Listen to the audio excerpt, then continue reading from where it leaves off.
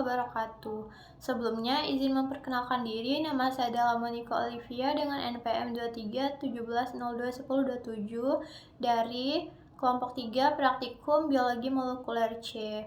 Di sini saya akan membuat video pemaparan materi untuk memenuhi tugas inhalan biologi molekuler. Selamat menyaksikan.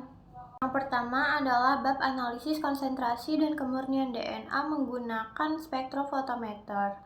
DNA adalah biomolekul penting yang menyimpan informasi genetik di semua organisme hidup.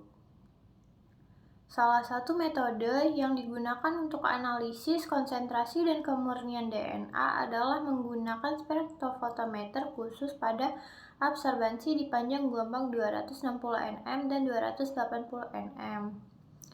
Spektrofotometri adalah teknik pengukuran yang memanfaatkan intensitas cahaya dengan molekul untuk menentukan konsentrasi dan pemurnian suatu zat. DNA menyerap cahaya secara maksimal pada panjang gelombang 260 nm, sementara protein menyerap pada panjang gelombang 280 nm. Rasio 260 dan 280 merupakan indikator penting. Rasio 260 1,8 menunjukkan bahwa sampel DNA cukup murni.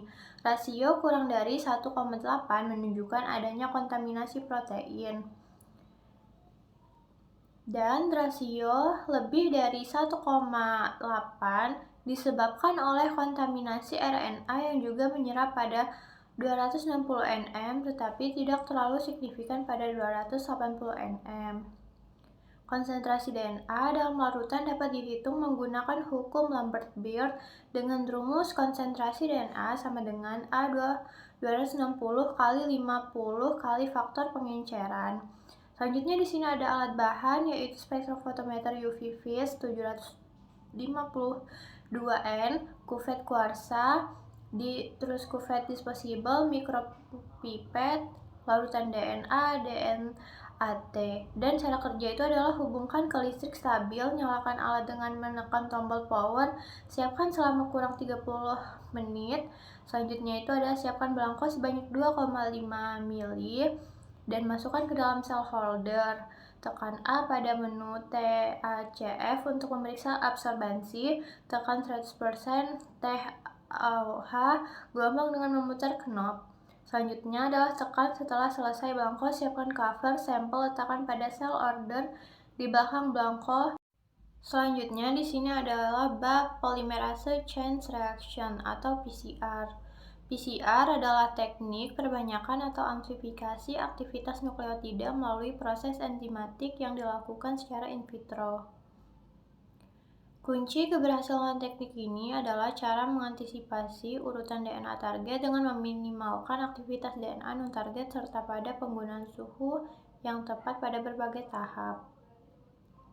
3 tahap PCR itu adalah meliputi denaturasi, yaitu pemisahan DNA untai ganda menjadi untai tunggal pada suhu 95 derajat. Yang kedua ada annealing, yaitu proses penempelan primer pada DNA target pada suhu 55-60. Yang ketiga itu ada ekstensi, proses pemanjangan untai DNA baru pada 72 derajat. Alat dan bahannya itu ada DNA template, DNTPS, PCR buffer 2, primer tanaman atau hewan, tag polimerase, MgCl2, air steril, dan es batu. Primer adalah potongan DNA untai tunggal yang komplementer dengan ujung-ujung DNA yang ingin diamplifikasi yang berfungsi sebagai titik awal sintesis DNA. DNTPS adalah blok pembangun atau cetakan untuk mensintesis untai DNA baru selama klasifikasi berlangsung. Tag polimerase merupakan DNA polimerase khusus untuk mensintesis DNA dengan DNTPS sebelum memasangkan primer karena menggunakan DNA untai tunggal sebagai cetakan.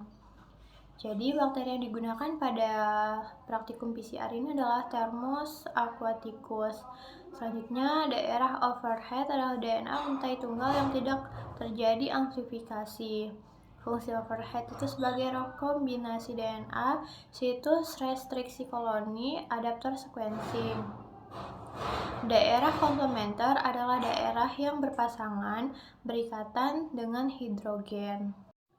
Selanjutnya, bab terakhir adalah ekstraksi dan pemurnian protease ekstraseluler bakteri. Protease adalah enzim yang berperan dalam mengurai ikatan peptida pada protein menjadi oligopeptida dan asam amino melalui reaksi hidrolisis. Jenis protease antara lain itu adalah serin, sistein atau tiol, selanjutnya ada aspartat dan logam.